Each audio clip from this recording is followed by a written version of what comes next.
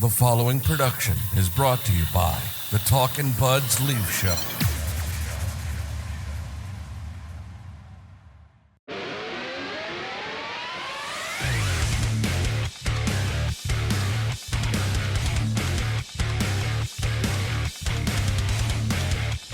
Here we go, Talkin' Buds Leaf Show, episode 244.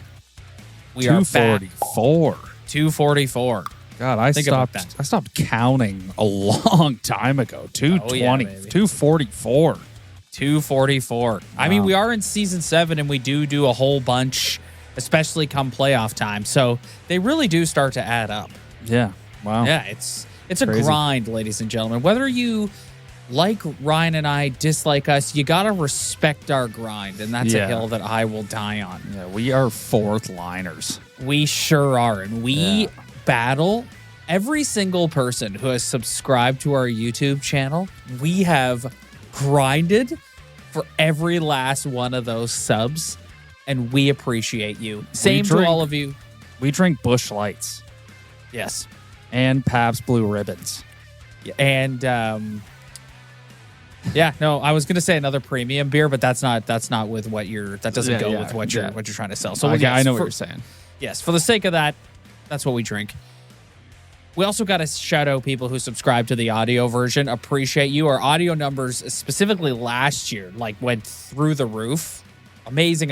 Thank you so much, everyone. Right off the top, a little gratitude to start this. It was Thanksgiving. We just came off Canadian Thanksgiving. That's why we didn't have our usual Sunday episode. We were with family on Sunday. We're having some turkey, having some pumpkin pie. Yeah, pumpkin pie. And everything is, speaking of Thanksgiving, everything is good in Leafland right now. Everything is good in the city of Toronto when it comes to the hockey team that draws so much attention.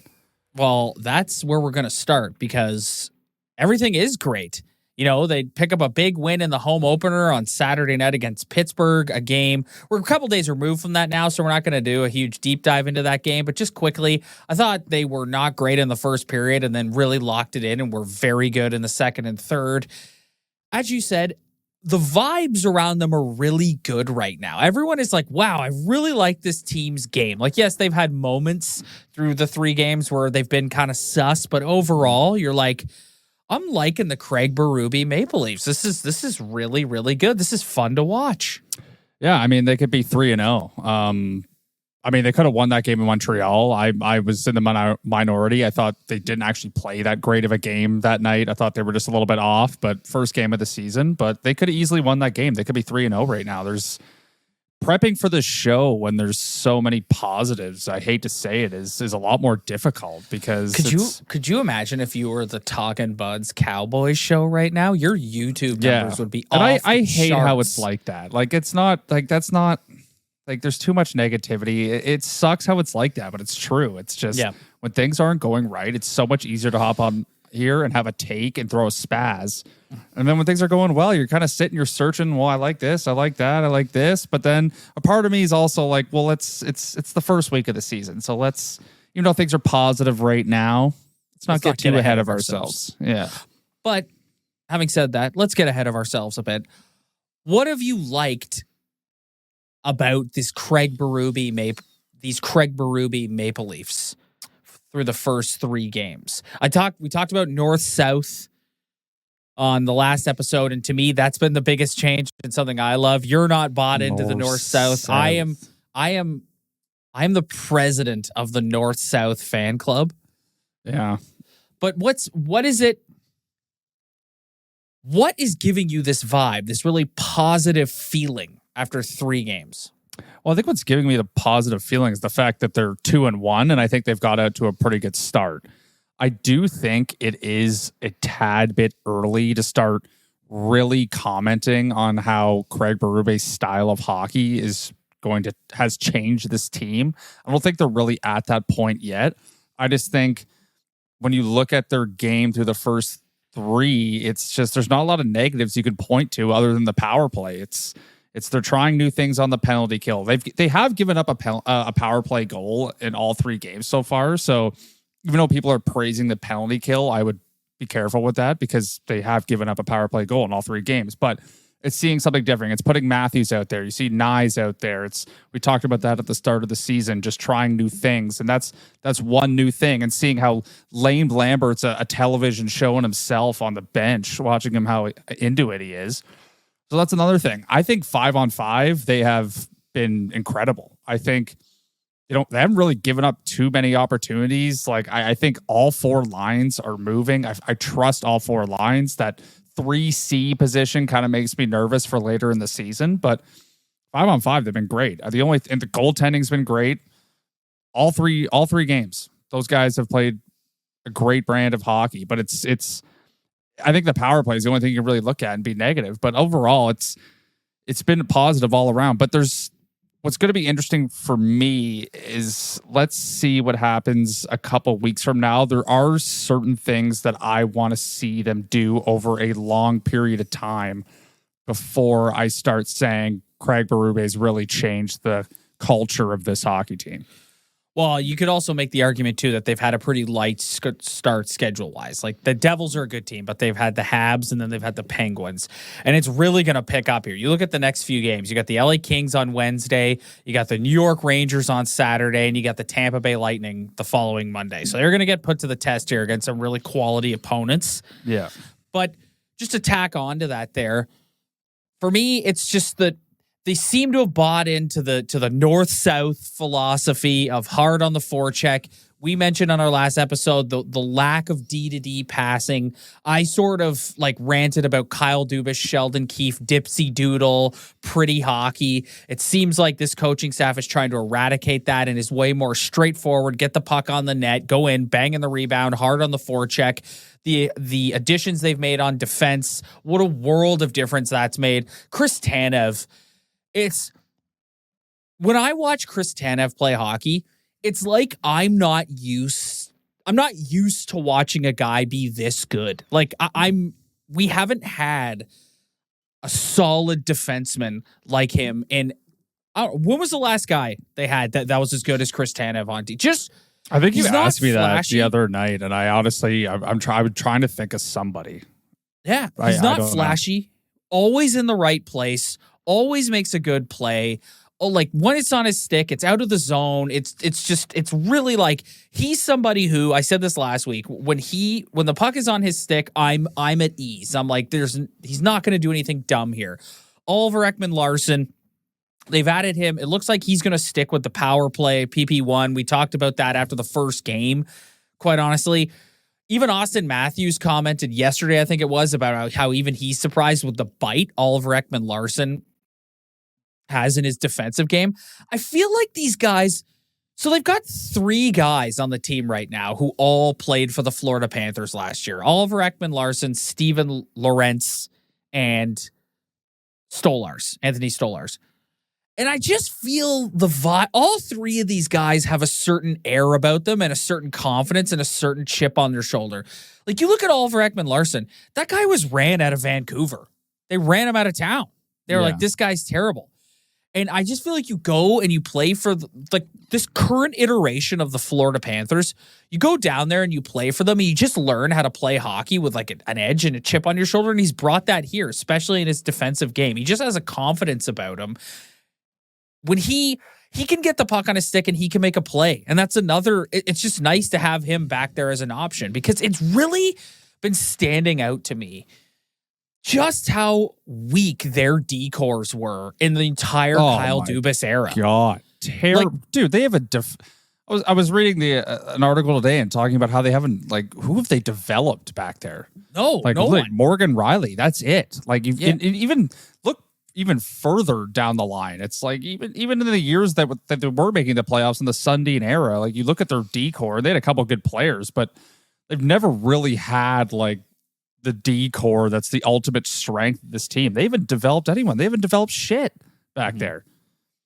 So it's nice to see a guy actually step into the lineup and make a fucking play. And be able to move the puck around. Exactly. You think of the D-cores that they had the entire Kyle Dubas era. It was always subpar. Always. Yeah. It was just I'm sure someone in the comments will come after me for that, but I'm sorry. I'm trying to, if you can think of someone please comment below and say the name, because I think someone would make the argument that TJ Brody in his first year or two was pretty decent. Like he wasn't as bad as he was last year.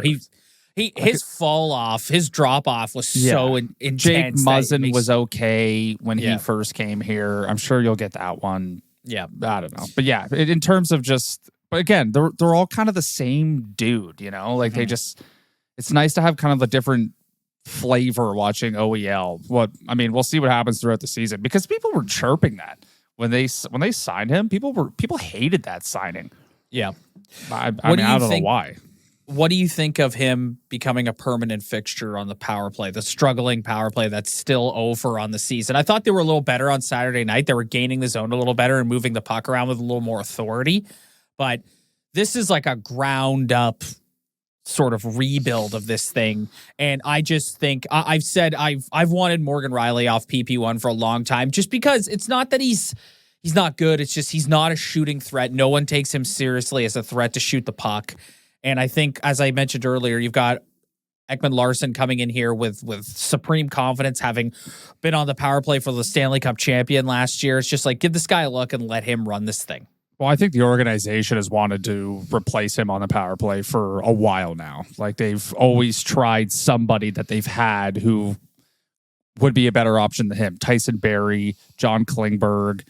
I'm sure he's been replaced by somebody else I'm not thinking of. I think this has been someone they've been looking to replace for a while, but I just, it's so much more than just, I think it's more than just the QB at the top, the D-man moving the puck around. I saw Berube had a quote today that they need to move the puck faster on the power play.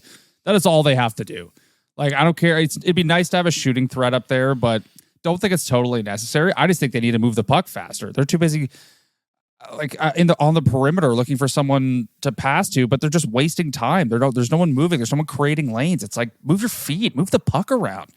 Like, that's what they got to do. It doesn't matter who's playing D for them, but it's just, they need to move the puck faster. That's all they need to do.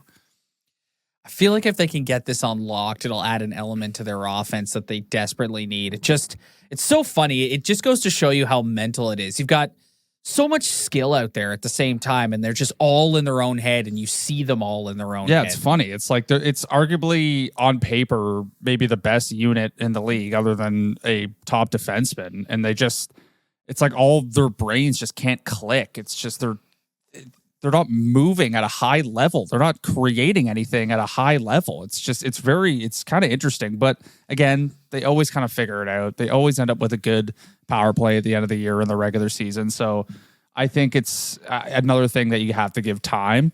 And I think the longer it sucks, then the easier it is to start thinking about moving guys off that. Because we know that could be drama. Well, that's why another reason why I like putting OEL on there. It's a guy who doesn't have the baggage. Yeah, exactly. All these guys are carrying baggage from last year into this thing, and he's just like, all right, let me take it. Let me get something going here. So big fan of that. Hope to see it continue. We'll see if they can get that going this week. You sent me a text on Saturday night after the Pittsburgh win, and you said, this organization has to be thrilled with the play of Anthony Stolarz. Oh, yeah.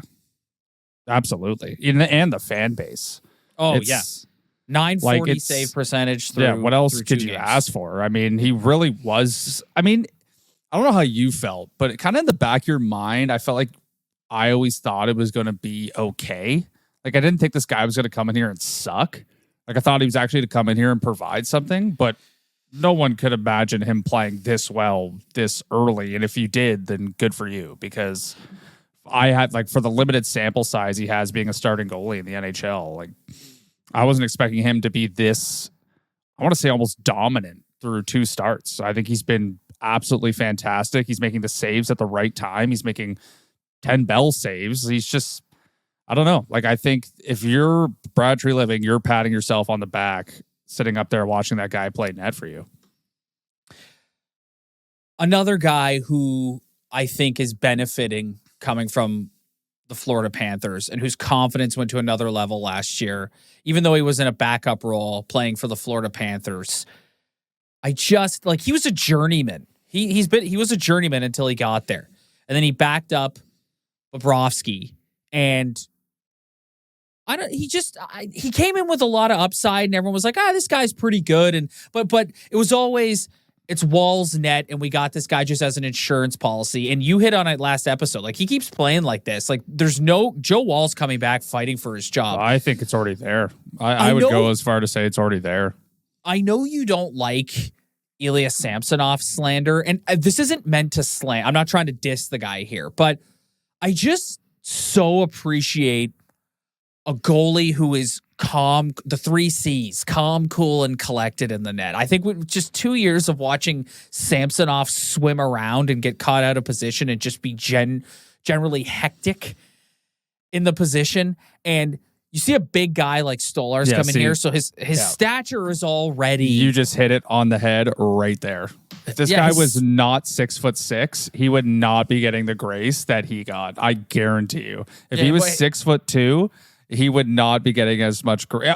Besides his play. Like, his play's been incredible. But I think the fact that you just hear that he's 6'6", that just puts you to ease. Craig Simpson's talked about it a couple times on the broadcast. Like, for a big man, he's really in control of his body.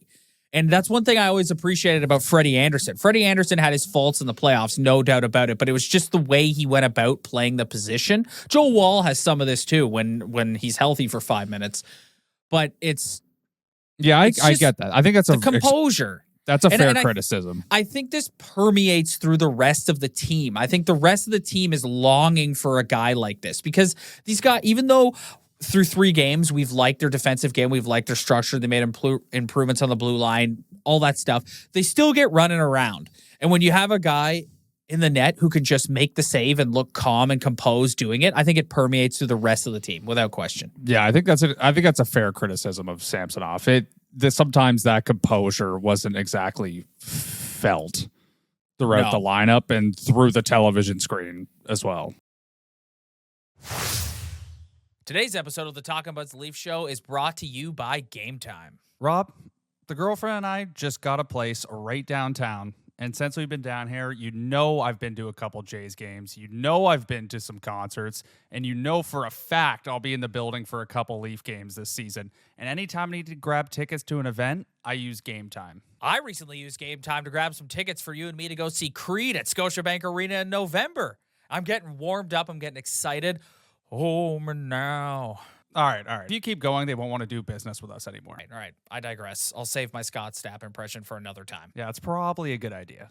Game Time has a new feature called Game Time Picks that makes getting tickets to see your favorite teams play live even easier. Game Time Picks filters out the fluff to show you only incredible deals on great seats, so you don't have to waste time searching through thousands of tickets. Game Time Picks curates and makes it easier to save more on sports, concerts, comedy, and theater. They've got my favorite feature, which is called Seat Views, where you can get a panoramic view of your seat in the app before you buy.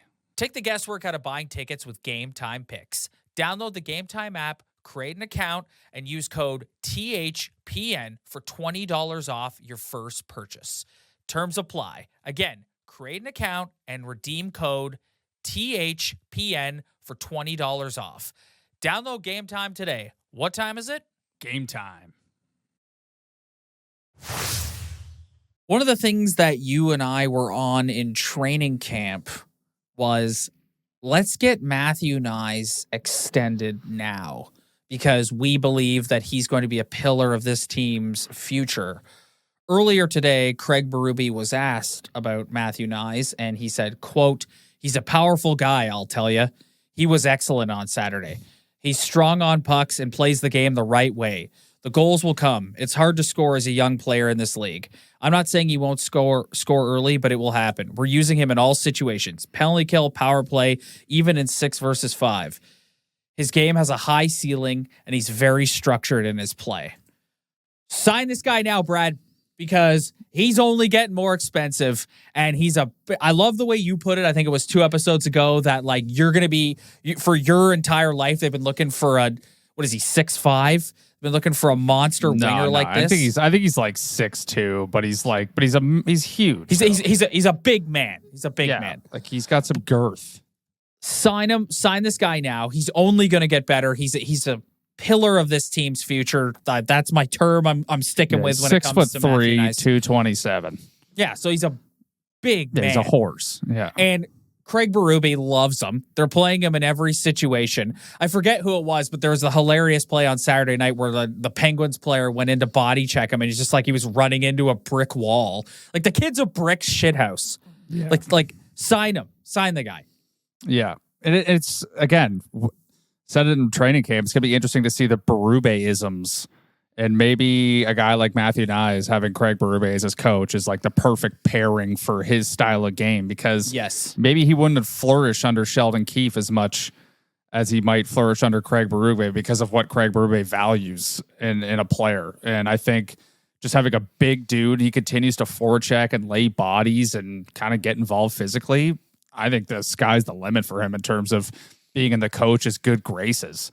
And we've seen in the past with coaches in this city fall in love with dudes. We saw Zach Hyman and Mike Babcock, which in hindsight, Mike Babcock was very smart for picking that guy. But maybe this will be Craig Berube's Zach Hyman. I think it is. I think he's. You can just tell. Like, you hear that quote, you see the way he's deploying the guy. Tree's a smart guy, and he's done a good job getting out in front of these things. And I think for him, he's probably aware that, like, we gotta start working with this guy now. But if you're Matt Knies' camp, you're like, no, we're not in any rush. Like, he's an RFA. It's not like he's in any danger of leaving anytime soon. But it's just the better he plays, the more expensive he's gonna get. Yeah, throwing out numbers is kind of makes me want to throw up because I'm just so sick of talking about numbers on contracts. But yeah, I mean, the only thing, I guess it's going to depend on his offensive production, because right now you're looking at a window of like 4.5 to 6.5. So, I mean, if he goes out and provides an incredible offensive year, then that number's only going up. But I don't know if he's capable of that. But again, it's not really about the numbers for him. I want to see him get 50 points, 60 points. But if he could just be that Craig Berube power forward who's laying dudes out, who can provide some offense, fuck, man, I'll take that every day of the week. You talked about coaches and like falling in love with players or challenging relationship with players. The only thing through this early part of the season that Craig Berube has done that I didn't love was not playing Bobby McMann in that first game. I understand you want to push this guy and try and get more out of him, but I just think like Bobby McMann has a ton of upside. He can put the puck in the net. Yeah, I think he's just it. Like have this guy out here. Like if you need a guy who can score you a goal, like put him on the ice, Craig. Like come on. Yeah, like you could make that's the thing. It's like you see the dudes who are injured and the guys who aren't in the lineup, and you're just like, how does McMahon not crack the lineup? I don't know. But yeah, he just has the ability to put the puck in the net, and that's everything. And he's not like Nick Robertson, who can sometimes get lost in the physicality. Yeah, that was a questionable move. That was an interesting move looking back on it. I don't know about you, but I'm really enjoying that. Here we are again, 20 plus minutes into another episode, and we've yet to talk about the core four. It's just not a front of mind topic right now. I think I didn't love Marner's game through the first couple. I thought he like everybody else was really good on Saturday night. I think Mitch Marner and his willingness to play the Berube style in the offensive zone is something we're going to have to watch throughout the year. But Mitch Marner makes so many good plays on the penalty kill. He makes so many good plays defensively. He like his positioning in the defensive zone is second to none. Nylander had some piss and vinegar on Saturday night. You texted me. Yeah. You texted me when he's going, you can't stop him. When he's has one of those nights where he's like, I'm taking over, you can't stop him. I think you could make the argument that when he's going and he's pissed off, he could drive a line better than any other guy in the core four. Like you could put him on with two bums and he'll somehow come away with looking the same, like he could just drive play so well when he's playing like that. He apparently has caught the illness that John Tavares had that kept him out on Saturday night. Do you think it's COVID?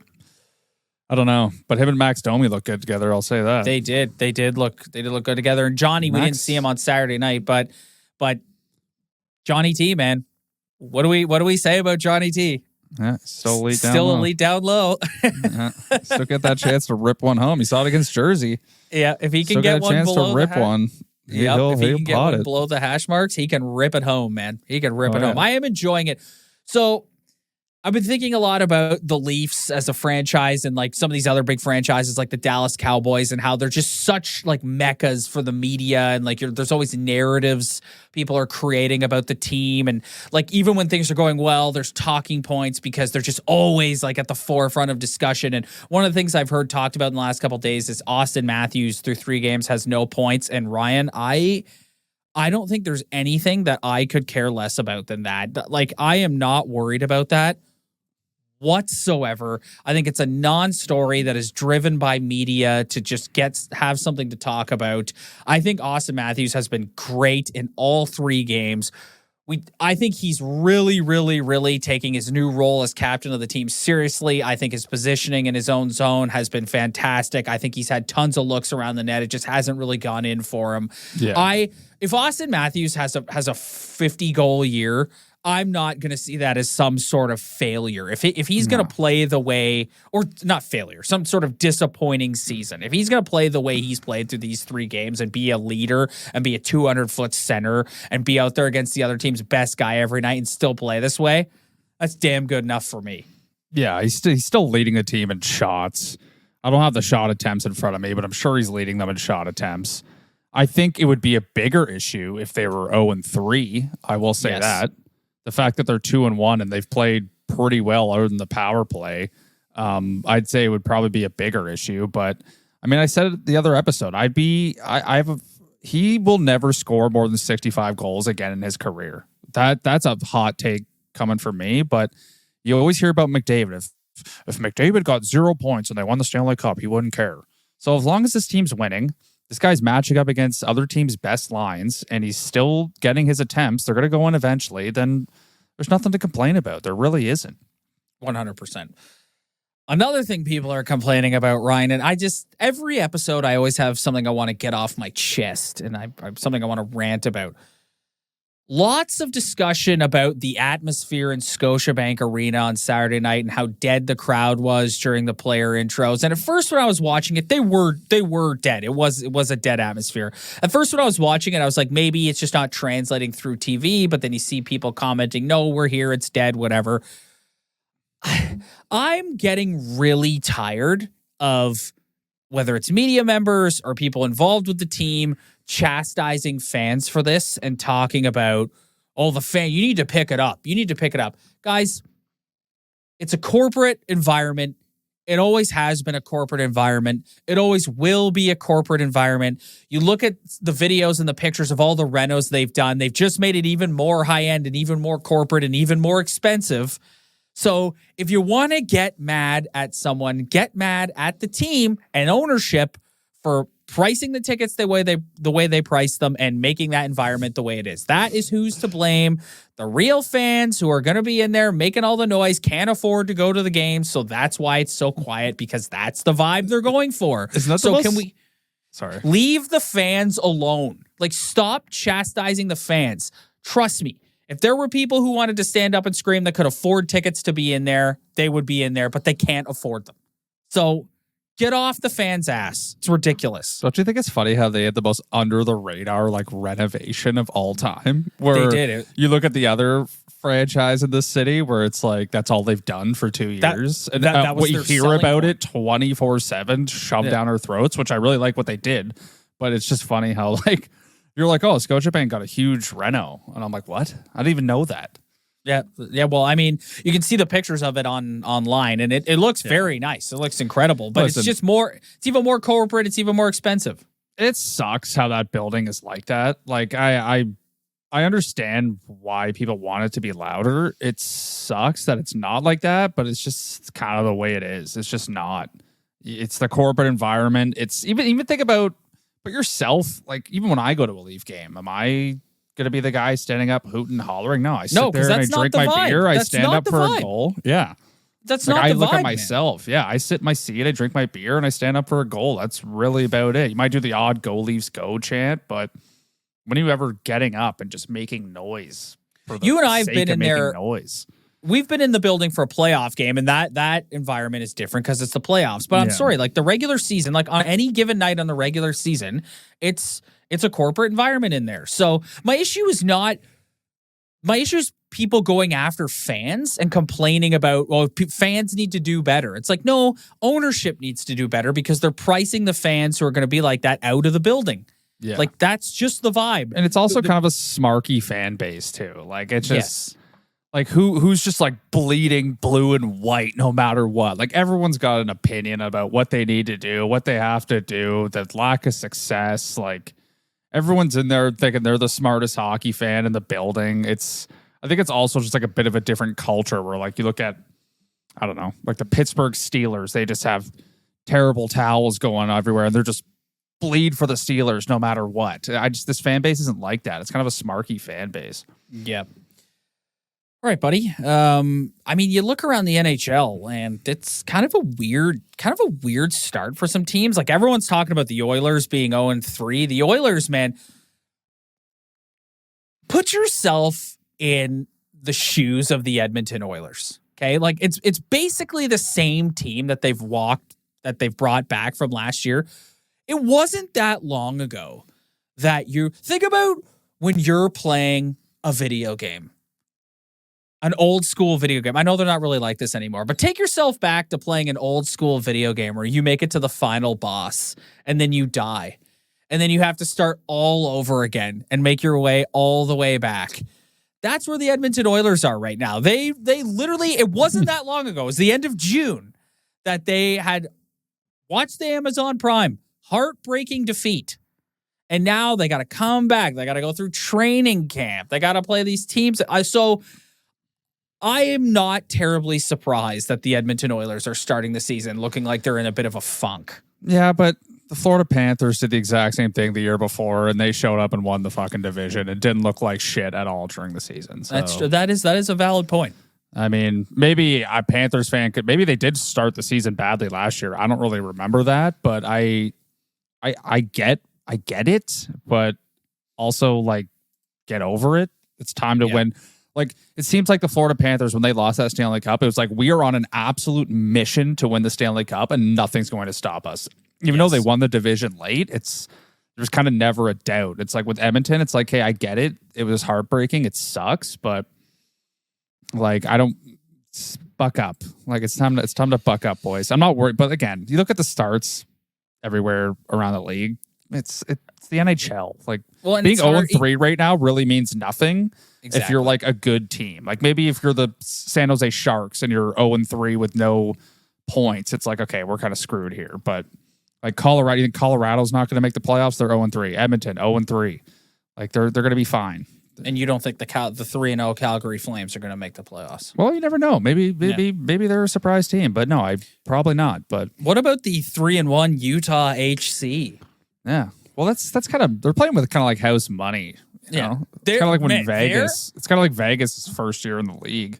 Don't get me wrong. I love the Utah Yeti as a name. I think I'm all in on them going. But I don't mind Utah HC, just like I didn't mind Washington football team. They're unis. The Utah HC unis are clean. They are nice. Yeah, they're okay. I'm just so happy to see that team out of Arizona. Like, I know. My God, dude. I don't think that's being talked about enough. The amount of people just complaining about them playing in Arizona. It's like they're finally not playing in Arizona anymore. I know. Gone. I know. And I watched their home opener last week, and the people in Utah are so stoked to be there. It's kind of a funny arena. It's like designed for basketball. So the way the seats are behind the net kind of looks like you're in like a minor hockey arena. Like, there's only a few rows, but those would be incredible seats. Yeah, I love their unis. I think their unis are awesome. I think it's nice to have the team not in Arizona anymore.